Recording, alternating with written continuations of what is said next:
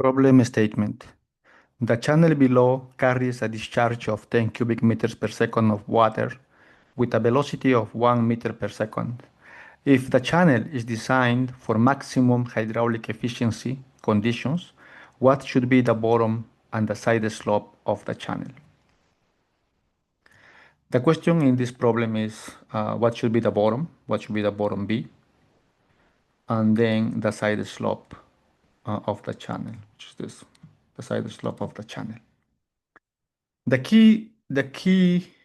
Uh, the key word or the key term in this problem is the maximum hydraulic efficiency. And we mentioned in class that whenever we have this type of problems, whenever we have this keyword maximum hydraulic efficiency, we should mention that we should think about the weighted perimeter. So the perimeter, the weighted perimeter has to be minimum whenever we have this condition, right? The perimeter has to be minimum, which means the derivative of the perimeter with respect to the flow variables have to be equal to 0. In this case, the variables are the B or C. So derivative of P with respect to B equal to 0, or derivative of the perimeter with respect to C is equal to 0. So we have to choose one of them. In this case, I can choose example. I'm going to use the variable B. So derivative of perimeter with respect to B is equal to 0. So if I want to get a derivative, first I have to get a perimeter, right? So the perimeter is going to be this, plus this, and plus this. So the water depth is Y here. So this is going to be Y, this is B. And if this is Y, this will be what? This will be theta times Y. Therefore, the perimeter will be equal to Y plus B plus Y times 1 plus theta square. That's going to be the perimeter.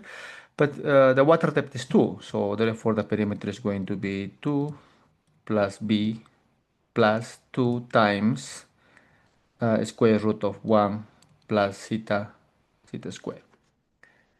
Okay, that's going to be the perimeter. So now we know that the derivative of the perimeter with respect to B has to be equal to 0.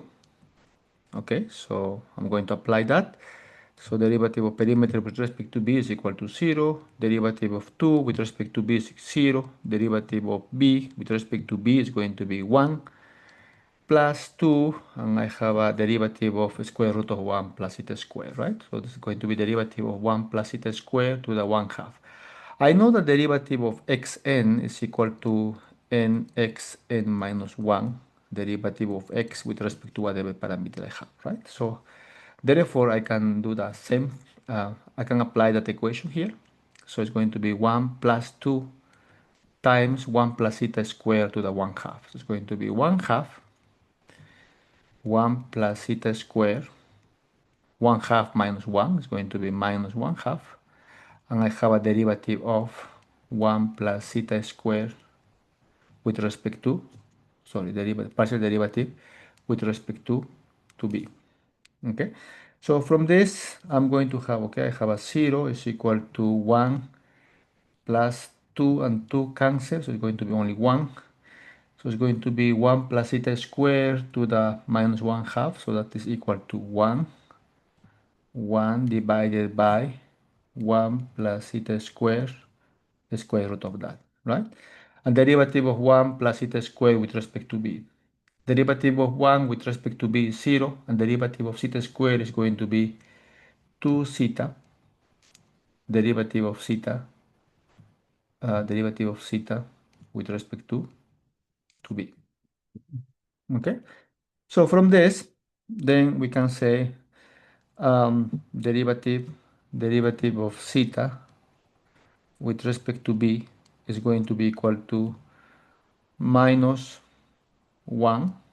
So this can multiply. So it's going to be 1 plus theta squared. This 2 theta will divide. So it's going to be 2 theta here.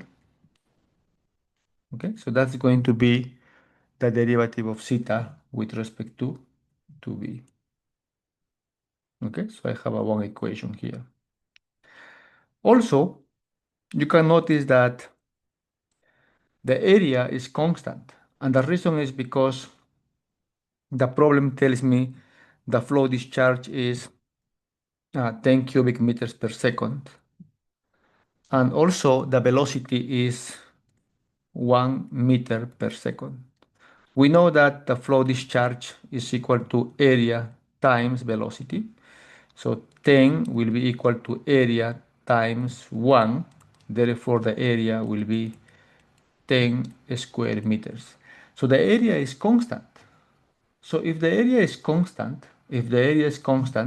the derivative of area with respect to b is going to be also equal to 0. So please notice that I have to apply with respect to the same variable. So if I am using b, I have to use b in the perimeter and in the area. Okay, so the derivative of the area with respect to b has to be equal to 0. So which means that I have to get the area first to do the derivative, right? So the area will be equal to what? Okay, so let's see, the area in this channel is going to be equal to, so the area is going to be equal to the area of this rectangle plus the area of this triangle, right? So the area will be then, the area will be, the water depth is 2, so it's going to be 2 times b plus the area of the triangle, which is going to be plus y times theta y divided by 2. But y is 2, so it's going to be plus 2 times theta y, which is theta times 2, okay, divided by 2. So the area then will be equal to 2b plus 2 theta. Then the derivative of the area with respect to b is going to be equal to 0, equal to 2 times derivative of b with respect to b plus 2 times derivative of theta with respect to b. So this is going to be 1. Therefore, 0 is equal to 2 plus 2 times derivative of theta with respect to b. And the derivative of theta with respect to b is equal to this, right? So I can plug that. So that's going to be minus square root of 1 plus theta square divided by 2 theta.